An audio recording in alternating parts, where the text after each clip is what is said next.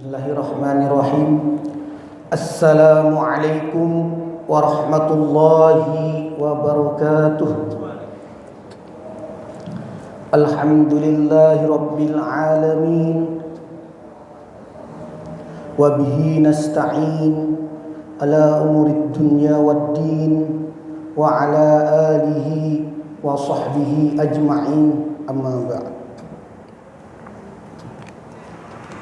Yang sama-sama kita hormati Ketua Masjid As-Sipa 1, 2, dan 3, Sekretaris dan Bendahara Masjid As-Sipa yang selalu dirahmati oleh Allah, dan Najir Masjid As-Sipa Rumah Sakit Ulin daerah Banjarmasin, Kalimantan Selatan, dan bapak-bapak, ibu-ibu yang berada di sini yang selalu dalam limpahan rahmat Allah Subhanahu wa taala.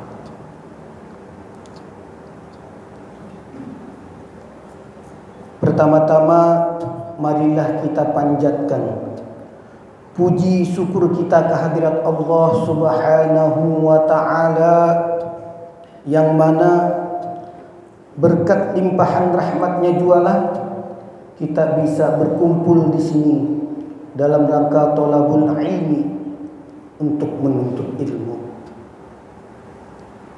Dan tak lupa pula salawat serta salam selalu kita haturkan kehargaan junjungan kita Nabi besar Muhammad sallallahu alaihi wasallam dan para sahabat, pengikut tabi'in, kerabat beliau dari dulu hingga sekarang ila yaumil qiyamah.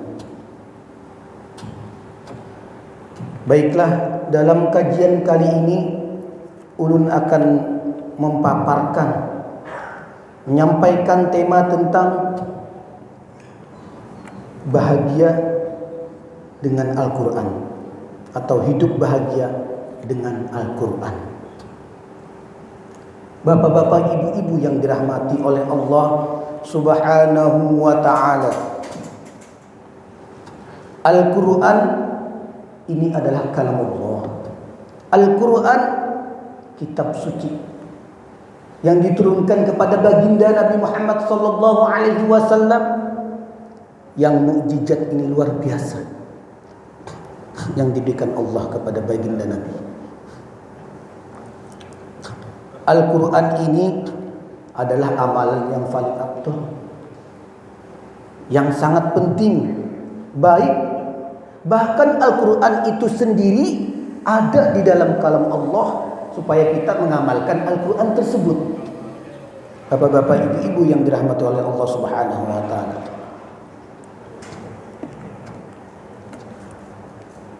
utlu ma uhiya ilaika minal kitab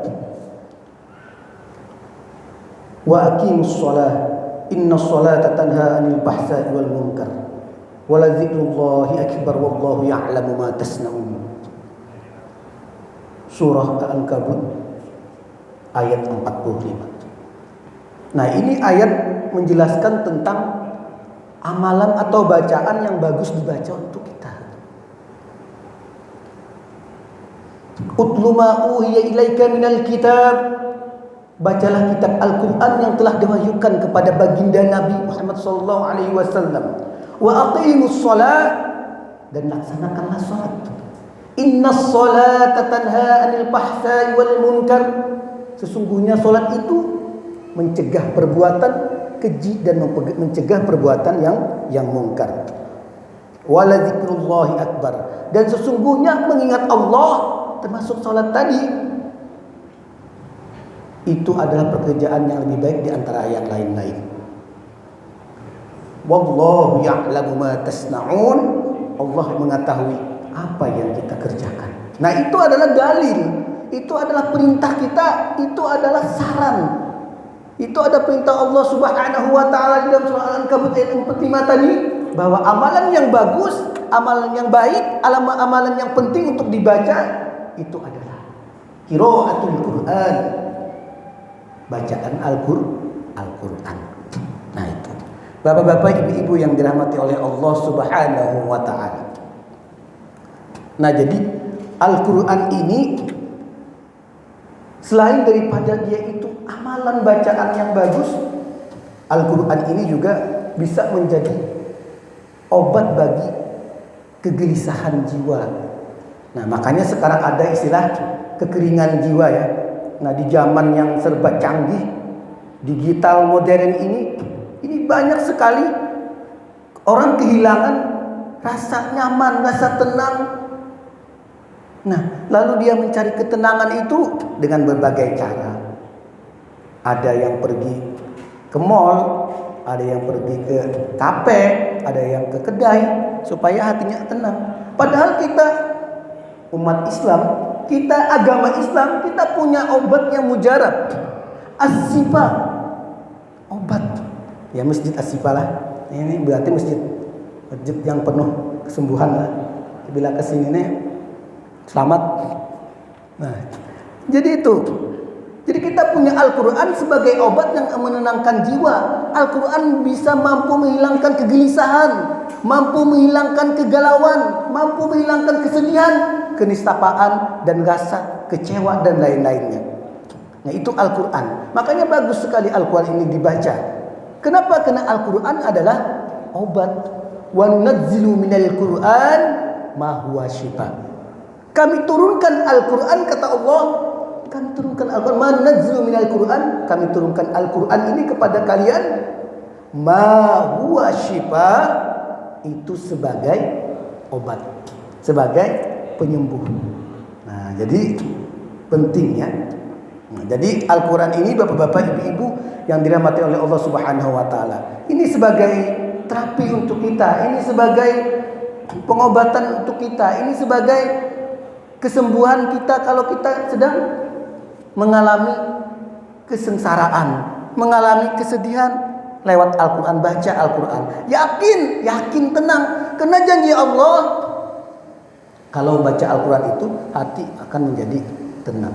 Ala bizikrillah tatmainnal qulub. Hanya dengan mengingat Allah hati kita akan menjadi tenang.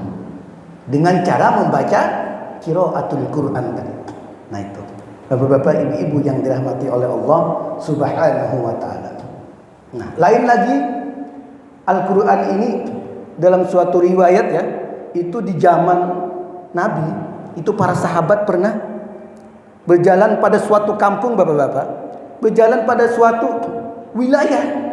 Lalu ada dalam suatu wilayah itu rumah yang di dalamnya itu ada orang sakit jiwa, stres ya. Atau kalau orang gila tuh kada boleh lagi inilah, kada boleh lagi kalau dalam sistem di rumah sakit jiwa ya. Kebetulan ulun penelitian di sana. Itu kada boleh lagi kita menyambat orang gila, baik. Terlalu ekstrim katanya. Jadi namanya itu ODGJ, orang dalam gangguan jiwa. Nah itu. Jadi kada dibenarkan lagi kita menyambat orang gila. Nah itu. Nah lalu tadi di rumah tadi ya, itu ada orang yang stres, yang sakit jiwa, terganggu jiwanya. Nah lalu lewatlah para sahabat kan, para sahabat Nabi lewatlah. Nah kemudian dipanggil oleh salah satu ahli bait yang ada di rumah tersebut. Ya sahabat Nabi, ya kayak itulah mungkin sahabat kayak gitu, kesini dulu kayak gitu. Nah lalu sampian ini kan yang pernah berjumpa dengan baginda Nabi. Nah bisakah pian mengobati keluarga ulun ini yang sakit jiwa ini, yang terganggu jiwanya ini? Nah lalu mampirlah sahabat Nabi tadi ke rumah tersebut. Nah setelah mampir, lalu dibacakan oleh sahabat Nabi surah Al-Fatihah. Nah dibacakan surah Al-Fatihah. Nah kayak apa membacanya? Membacanya itu kayak biasa, cuma bedanya di situ diceritakan tidak ditaguk di urutna, kayak ditahan. Jadi bacaan Fatihah itu sama, tapi ditahan air ludahnya, paham matanya? Nah, jadi Bismillahirrahmanirrahim sampai gitu, ditahan sampai walad-dolid. Nah, jadi dibacakan sidin kan? Bismillahirrahmanirrahim. Alhamdulillahirabbil alamin. Sambil ditahan air ludahnya. Ar-Rahmanirrahim. Maliki yaumiddin. Iyyaka na'budu wa iyyaka nasta'in. Ihdinas siratal mustaqim. Siratal ladzina an'amta 'alaihim ghairil maghdubi 'alaihim waladdallin. Langsung disamburakan sidin paliai nang air ludah tadi. Puh jangan itu. Kalau disempotakan air ludahnya orang sakit jiwa ya. Sekalinya apa? Sekalinya sembuh Pak mata yang gangguan jiwa tadi. Nah, dibacakan Fatihah tadi disembuhkan air ludah tadi, sembuhnya orang sakit jiwa tadi. Nah, kada tahu mau dites inilah. Nah, ini. Yang jelas kalau dulu itu yang membacanya kan sahabat. Nah, kalau yang membacanya ulun atau Pak Ahmad, kada tahu lah Pak Ahmad lah. Nah, itu orangnya kan luar biasa alim tuh. Nah, sembuh. Nah, setelah sembuh itu siapa yang menyembuhkan? Allah Subhanahu wa taala. Innama amruhu idza arada syai'an ayyaqula lahu, kata Allah, kun fayakun. Sesungguhnya kalau Allah menginginkan sesuatu, jadilah, kata Allah, kun tadi, fayakun maka jadilah. Sembuh yang tadi. Nah, bisa aja kan dipraktek kan? Punya pena ada yang kesurupan nah, surah Al-Ikhlas, surah ayat kursi. Nah, ayat kursi bacakan kursi Pak Ahmad ya, kalau kada baik kursinya yang ditimbaykan. Berarti nya pura-pura ya, pura-pura gila, pura-pura kesurupan. Nah, jadi itu tadi Bapak Ibu-ibu yang dirahmati oleh Allah Subhanahu wa taala. Nah, itu hebatnya Al-Qur'an ya. Nah, banyak lagi. Ada lagi sahabat Nabi ya, Abdullah bin Abbas. Nah, ini berpendapat, bacakan, kata Abdullah bin Abbas, pada air mineral atau air mineral ya, jangan air susu ya, air mineral biasa. Nah, itu bacakan ayat Al-Qur'an di sana. Nah, kemudian itu akan berkhasiat, akan menyembuhkan juga. Nah, terus ayat Al-Qur'annya apa? Nah, yang penting ayat Al-Qur'an katanya. Nah, itu pendapat sahabat Nabi loh, Abdullah bin Abbas. Luar biasa kehebatan sini. Nah, terus ada yang datangkan di suatu kampung, datang orang ini istrinya mengandung kan, hamil gitu. Lalu datang kepada Kiai. Assalamualaikum. Waalaikumsalam, kata Kiai. Nah, Kiai, kayak apa nih Kiai? Nah, bini ulun ini sedang hendak melahirkan atau melahirkan gitu. Nah, kayak apa Kiai supaya mudah melahirkannya? Nah, lalu Kiai tadi menjawab, baca, kata Kiai, ayat Al-Qur'an. Lalu yang suami tadi, ayat Al-Qur'an apa? Ya maklum lah kan, kalau misalnya istri lagi melahirkan kita panik kan. Ayat Al-Qur'annya apa Pak Kiai? Yang penting ayat Al-Qur'an apa saja. Sambat aja Kiai, apa ayat Al-Qur'annya, sebut aja supaya lebih mudah. Lalu timbul ilham kan Kiai. Lalu Kiai ini menyebutkan, jadi baca ayat idza zilatil ardu zilzalaha wa akhrajatil ardu asqalaha. Idza zilatil ardu zilzalaha itu artinya wahai bumi yang bergoncang itu, bergoncang dahsyat. Wa akhrajatil ardu asqalaha, keluarkan dari perut bumi tadi semuanya keluar. Nah, artinya kan dari perut bumi aja keluar, apalagi yang di dalam parut. Nah, jadi cepat, lalu mudahlah melahirkan orang tersebut. Nah, itu salah satu kehebatan Al-Qur'an tadi. Kenapa jadi judul tadi bahagia dengan Al-Qur'an? Karena Al-Qur'an itu merupakan obat yang satu-satunya yang pasti sembuh. Innama amru idza arada syai'an ayyakula lahu kun fayakun tadi. Nah, itu. Nah, itulah karena Al-Qur'an sifat, Al-Qur'an obat. Bapak Ibu-ibu yang dirahmati oleh Allah Subhanahu wa taala. Nah, kemudian lagi, nah mungkin ini yang terakhir lah dari Al-Qur'an. Nah, itu bubuhan ulama. Nah, bubuhan ulama ini kan berpendapat ya. Beberapa pendapat ulama. Banyak sekali kandungan Al-Qur'an ini, isi kandungan dalam Al-Qur'an. Nah, salah satunya Al-Qur'an itu sebagai petunjuk akhlakul karimah, itu Al-Qur'an. Di dalam Al-Qur'an itu kita diajarkan bagaimana berakhlakul karimah, berakhlakul yang baik.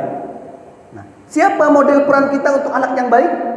Siapa lagi kalau bukan baginda Nabi kita Muhammad sallallahu alaihi wasallam. Nah, itu diceritakan dalam Al-Qur'an kan tentang keluar biasaannya akhlak Nabi, panutan kita. laqad kana lakum fi rasulillahi uswatun hasanah liman kana yarjullaha wal yawmil akhir wa dzakarallaha katsiran. Nah, uswatun hasanah itu adalah panutan, role model, ikutan kita, akhlak beliau. Nah, di situ diceritakan bahwa akhlak Rasulullah ini kasih sayangnya luar biasa. Beliau pemaafnya luar biasa. Makanya disebutkan tadi, laqad kana lakum fi rasulillahi uswatun hasanah, contoh yang bagus. Nah, beliau itu sangat penyayang dengan umatnya. Penyabar, pemaaf.